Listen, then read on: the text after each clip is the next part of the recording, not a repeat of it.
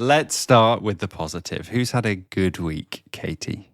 Well, I am pleased to tell you that it's been a good week for all of us Europeans in the EU and a bunch of other European countries because our life expectancy is up across the continent, according to the latest data from Eurostat, which is the EU statistics agency. Our life expectancy has finally bounced back since the pandemic, when it dropped, very sadly. And in the EU itself, it's now the highest it's ever been, at least since we started collecting this kind of data across the bloc, which is only since 2002. But still, good week. Okay, so we have to live for longer in this hellhole of a planet Earth. Great news. That's the spirit. How long can Europeans actually expect to live these days then? Oh yeah, I should probably tell you. So this data is from 2023. And as of 2023, if you were born that year, you could expect to live to the ripe old age of 81.4 years. So European babies born today are going to live into the 22nd century. Isn't that wild? Oh my God, your child will live into the next century. Yeah, the baby that's in my stomach right now is going to be a 22nd century baby. That is wild. Mad. So I guess, despite what I said just a minute ago, it's good news that Europeans are generally living longer. Said so reluctantly. But presumably, as with everything, there's quite a lot of variation depending on where you are in Europe. Yeah, there is indeed. So which country would you guess has the longest life expectancy in the EU? Well, people always talk about the Mediterranean diet being the thing that's keeping Italians alive. I don't know if that's true. Is it Italy? It's actually Spain and then Italy. Yeah, more on the Mediterranean diet in a minute. But if you are listening to this from Spain and you are a baby, congratulations. You can expect to live until you are 84. Italy comes in second place with a life expectancy of 83 and a half, so not far behind. And then all the way at the other end of the scale, you've got Latvia and Bulgaria, where you can expect to live to not much more than 75 and a half. That's a big difference. So a full decade less than Spain almost, yeah. Wow. And actually, I'm sorry to say it, Central and Eastern European listeners, but your life expectancy is generally lower than Southerners and Westerners, especially if you are a man. Having said that, there's still been massive progress across the board. Men and women from all across Europe can expect to live significantly longer than they did back in the 1980s. Which feels like something to celebrate at the time when, we're quite focused on how terrible everything is. Also, it's particularly worth celebrating that a big contributing factor to all of this is that infant mortality rates have dropped massively. They have nearly halved across Europe over the past 24 years. And that is a quietly amazing thing to have happened. There's a few regions with particularly high life expectancy. Do you want to know where they are? Yes, I think I do. So the Madrid region is the region in Europe with the highest life expectancy. All being well, you can expect to live past the ripe old age of 86 if you're born today. Whoa. Pretty good. Followed by Trento in Italy. That's the next best place. The beautiful Åland Islands in Finland are also pretty good, along with Navarra in Spain. And also somewhere that I know you're very fond of, Dominic, which is Bolzano in Italy.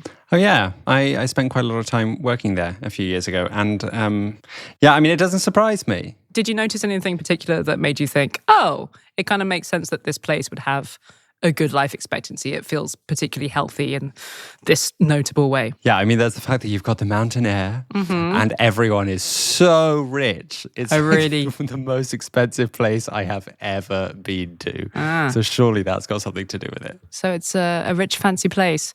One thing that tends to strike people when they look at these statistics showing that Italy and other Mediterranean countries like Spain and Greece and Portugal, they generally have a very high life expectancy. People tend to say, oh, well, this is clearly to do with the Mediterranean diet, right? People from the Med eat better and so they live longer. It is worth noting that the region of Bolzano, that is up near the border with Austria and has more of a kind of alpine cuisine with Indeed. Sort of strudel and dumplings and stuff than what we might think of as a Mediterranean diet. But it is indeed part of a country that, along with the rest of Southern Europe, has, a really high life expectancy, despite not, apart from Bolzano, being as wealthy as some parts of Western Europe. And, the suggestion that the Mediterranean has it right when it comes to diet and lifestyle is nothing new. There have been many, many studies showing that the Mediterranean diet, with lots of vegetables, fish, and of course, olive oil, it's really good for your heart. It is linked to lower blood pressure and cholesterol, lower rates of diabetes. But this isn't just about food. And lots of people have pointed out that while lots of old people might still eat this way, that is less true for the younger generations of Southern Europeans. 1 out of 3 Southern European kids is now overweight or obese, according to the World Health Organization. So it's not just about food. And various other reasons have been put forward by both academics and random social commentators about why people in the Mediterranean countries continue to live longer, even if they're not eating as well as they used to.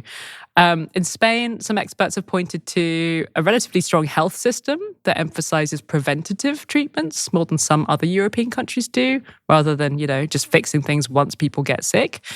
And across the Med, there is also more intergenerational family living, which means you don't have so many old people living in isolation. And that means less loneliness for older people. And loneliness can kill. There are also lifestyle factors to take into account. There's some evidence from mobile phone data that Southern Europeans walk more every day than some of their Western counterparts. And then, of course, there are things like the extent to which different populations smoke and drink. So if you are a Spanish woman, you have crazy high life expectancy, the highest of any group in the EU, 86.7 years. But I was reading a report where this demographer was explaining that the current crop of older Spanish women, as a generation, they largely didn't smoke that much. And lots of them have lived to be like 100. But we're now just entering a phase where the women who are entering old age at the moment, in Spain and lots of other countries, large numbers of this cohort started smoking when they were young. These are women who were born in like the 50s and the 60s. So the newest crop of old ladies might not be quite so healthy as their mums were. We could see these numbers changing a little bit. You're framing this as a good thing that we're living longer. And of course, I am. It is.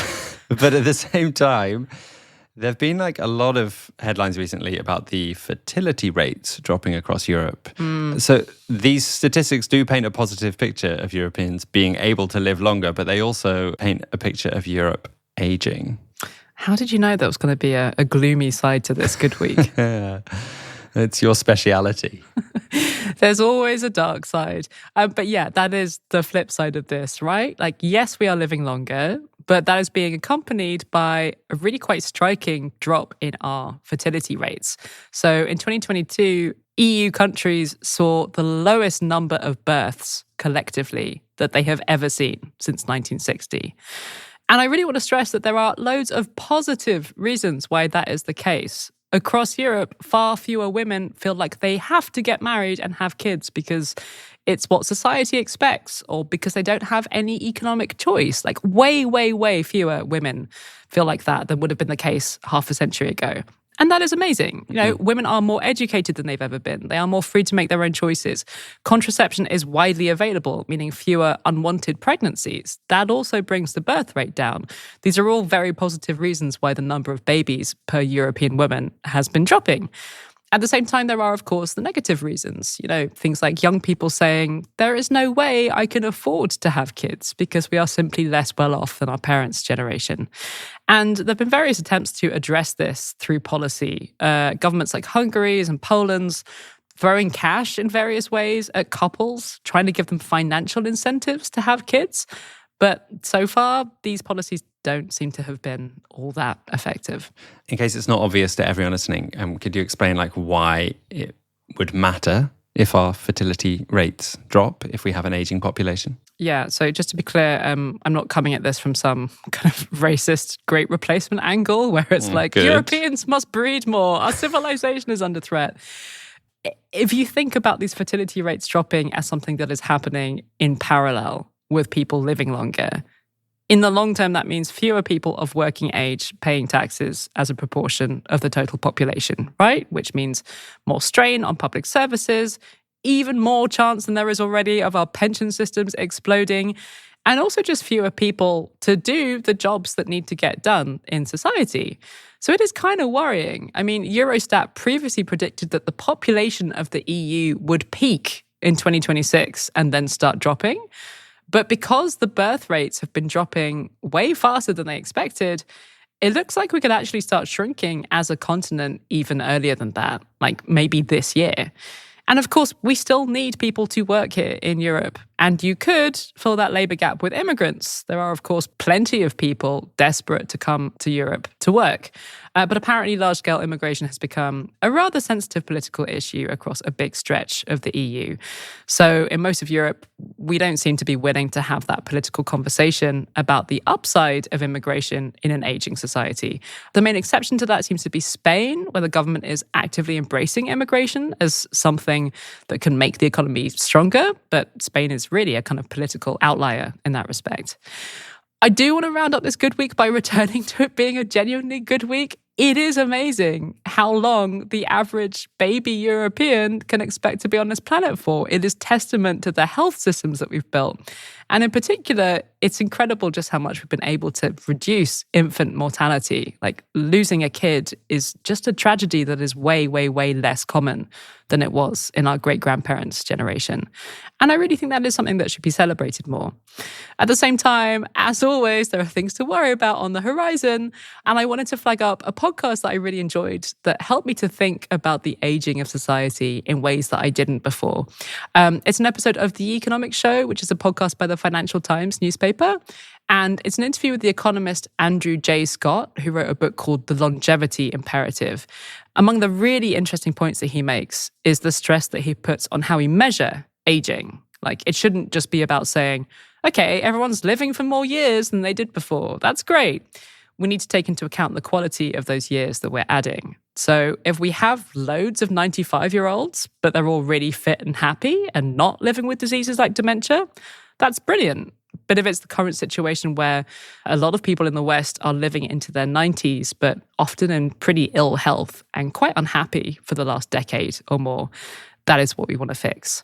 Anyway, it's a really good listen to this podcast, so I will put a link in the show notes. Sounds great.